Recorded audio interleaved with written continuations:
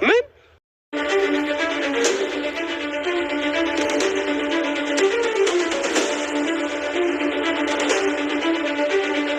አልችልም አልኩህ እኮ።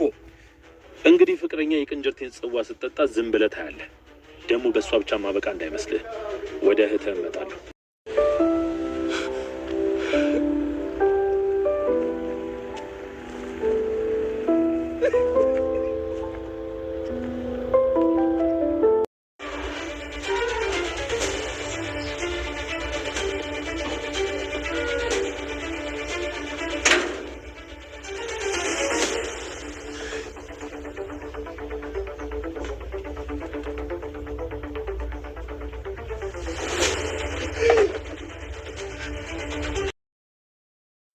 የቤዛን ህይወት ሳላጠፋ አርፌ አልቀመጥም ያለው ሮቤል በሳሮን በኩል አልሳካ ሲለው፣ አሁን ደግሞ የሳሚን ፍቅረኛ ሉሲን በማገት ሳሚን እያስገደደው ይገኛል። ሳሚ ግን እንዴት ብዬ ነው ይህን ነገር ማድረግ የምችለው እያለ መድኃኒቱን ይዞ ኩሽና ድረስ ቢገባም ነገር ግን በነቤዛ ላይ ሊጨክንባቸው አልቻለም። እንዴት ሰው ገላለሁ? እኔ ሰው አልገልም፣ እባክህ ሌላ መንገድ ፈልግ፣ እኔ ሰው ምገል አይደለሁም፣ በቃ እኔ አልችልበትም እያለ እጅግ ተጨናንቆ በየመንገዱና በየቦታው እያለቀሰ እየጮኸ ይገኛል ሳሚ። ሰላም ጤና ይስጥልኝ ውድና የተከበራችሁ ተመልካቾች እንዴት አላችሁ? እግዚአብሔር ይመስገን እኔ በጣም ደህና ነኝ። በያላችሁበት ሰላማችሁ ይብዛ እያልኩኝ ለዚህ ቻናል አዲስ ከሆናችሁ ሰብስክራይብ፣ ላይክ፣ ሼር በማድረግ አበረታቱኝ። እንዲሁም ሀሳብ አስተያየታችሁን በኮሜንት አስቀምጡልኝ። ዛሬ ደግሞ ቤዛ ድራማ ክፍል 53ን ይዤላችሁ መጥቻለሁ። እስከ ቪዲዮ ፍጻሜ ድረስ አብራችሁ ይቆዩ። እንግዲህ ሮቤል በሳሮን በኩል የተቻለውን ነገር ሁሉ ቢያደርግም ነገር ግን ቤዛ ልትገኝላቸውና እንዲሁም ደግሞ ልትሞትላቸው አልቻለችም። ሮቤልም እሷን ሳልገል እሷን ሳላጠፋ አልኖርም እያለ ይገኛል። ሳሮን ለብቻዋ ተጋፍጣ አንድ ጊዜ ከቲጂ አንድ ጊዜ ደግሞ ከሮቤል እየታገለች ነበረ ልጇን ለማስለቀቅ። ነገር ግን መጨረሻ ላይ በቃ እኔ ደክሞኛል፣ ልጅህ ያንተ ልጅ ናት፣ 1 ወር እንደሆነኝ ነበረ ዳይስፖራውን ያገባሁት፣ ስለዚህ አንተ ማሳደግ እንደማትችል ሳስበው እሱን አገባሁት እና ልጇ ያንተ ነች፣ እኔ ደከመኝ፣ ከዚህ በኋላ እንደምታደርግ አድርግ በማለት እንግዲህ ለሳሚ ነግራው ነበር። ሳሚም እንዴት ልጅ እንዳለኝ እስካሁን አልነገርሽኝም በማለት እንግዲህ ሲላት ነበረ። ይሄ አዲስ ነገር በሳሚ ላይ እንደተፈጠረ፣ ሌላ ደግሞ አዲሱ ነገር ምን ነበረ? ቤዛን ግደል፣ ካልሆነ ግን ፍቅረኛህን ያችን የምታምሯን ልጅ ወስድብሃለሁ፣ ይህን ያዘዝኩህን የማትፈጽም ከሆነ ግን የቅንዝርቴ እጣ በሚስት ላይ ማለትም በሉሲ ላይ ይደርሳል በማለት እንግዲህ አስፈራርቶታል። ሮቤልም ለሳሚ በመደወር ቅንዝርቴ እኔና ስራፌል በስልክ ስናወራ ሰማ፣ ያንን ነገር ለማውራት ሞከረ እና አሁን ላይ እጅግ የሚያሳዝን ሆኖ ነው የተቀመጠው በማለት ይነግረዋል። ቅንዝርቴን ምንድን ነው ያደረግከው? አንተ ሰውዬ ምንድን ነው የምትፈልገው? እያለ እንግዲህ ሳሚ መልስ ይሰጠዋል።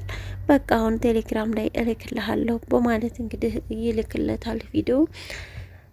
አንተ የተረገምክ ምን አባህ ነው ያደረግከው? በማለት ሳሚ ቢናገረውም ሮቤልም አያሳዝንም?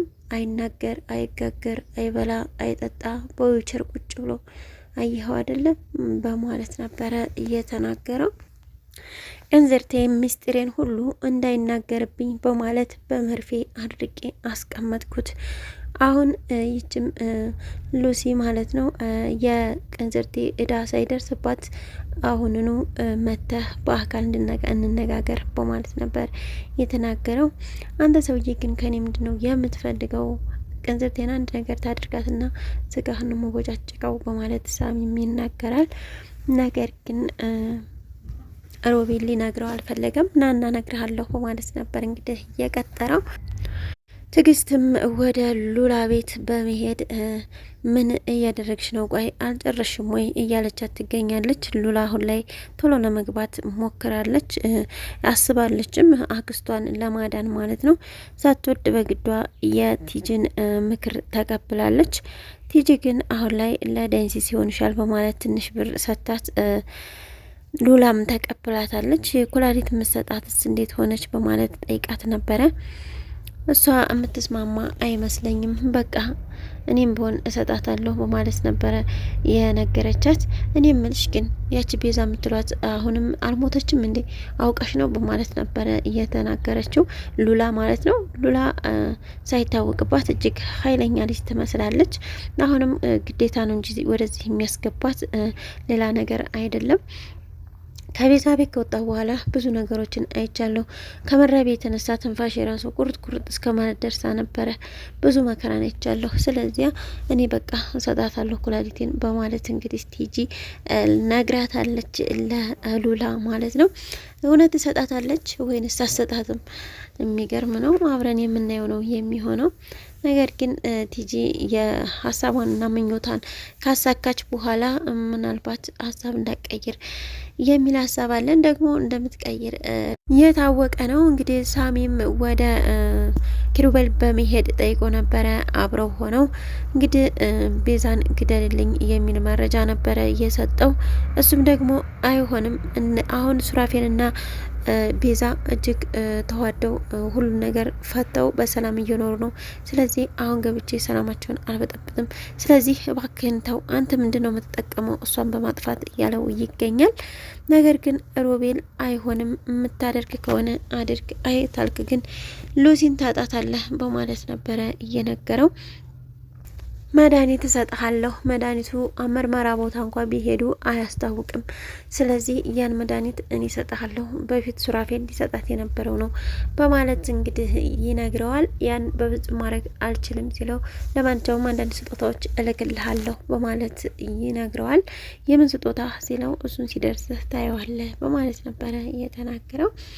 መድኃኒቱንም በመያዝ እስቲ እንደተሳካልኝ ብሎ እየተንቀጠቀጠና እየተርበተበተ ሳሚ ወደ እነ ቤዛ ቤት ሄዶ ነበረ። እንዲሄድም እያገኘው ሱራፌል ነበር። እንዴነ ደህና ነው ሆይ ሲለው እጅግ በጣም እየተንቀጠቀጠና እንዲሁም ደግሞ እየፈራ ስለነበር ደህና ነኝ ነው። ምን ሆነ ነው ግን ዛሬ ሲለው ምንም አልሆንኩ ደህና ነኝ እያለ ከዛም ወደ ኩሽና ይሄዳል። ሽንት ቤት ጠቀም በማለት ኩሽና ይሄዳል። ኩሽና ሄዶ እንግዲህ የሚጠጣ ነገር አግኝቶ ነበረ። ከዛ የሚጠጣው ላይ መድኃኒቱን ሊጨምር ቢያዘጋጀውም ነገር ግን ሊጨምረውና ድፍረቱን ሊያገኝ አልቻለም።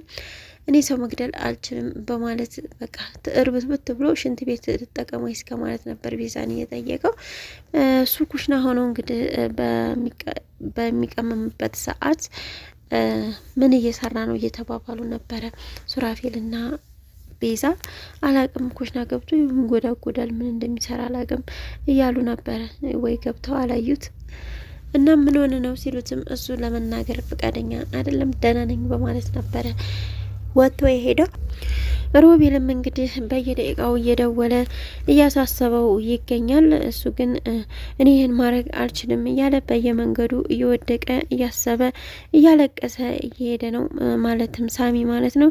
እኔ ይህን ማድረግ አልችልም፣ እኔ ሰው መግደል አልችልም እያለም ይነግረዋል። አውቃለሁ አንተ ሰው መግደል እንደማትችል ሰው ማዳን እንጂ እያለ እየነገረው ነበረ።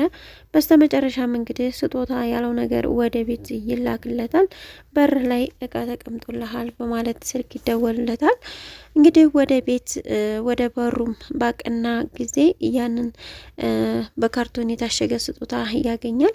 ልክ አንስቶ ከፈት ሲያደርገው የተቆራረጠ እጅና ደም ምናምን ነበረ። በዚህም እጅግ በመደንገጥ ሳሚ ተጁ ላይ ነበረ ውርውር እያደረገው። ምን ሊሆን ይችላል? እውነት ኪሩቤል ያደርገዋል ወይንስ ደግሞ ለማስፈራራት ብሎ ይሆን ይህንን የላከበት? በቀጣይ አብረን የምናየው ይሆናል። እስካሁን አብራችሁ ስለቆያችሁ እጅግ በጣም አመሰግናለሁ። ለቻናሉ አዲስ ከሆናችሁ ሰብስክራይብ፣ ላይክ፣ ሼር እያደረጋችሁ አበረታቱኝ። በያላችሁበት መልካም ጊዜ እያልኩኝ ሰላም ለሀገራችን፣ ሰላም ለሕዝባችን ይሁን።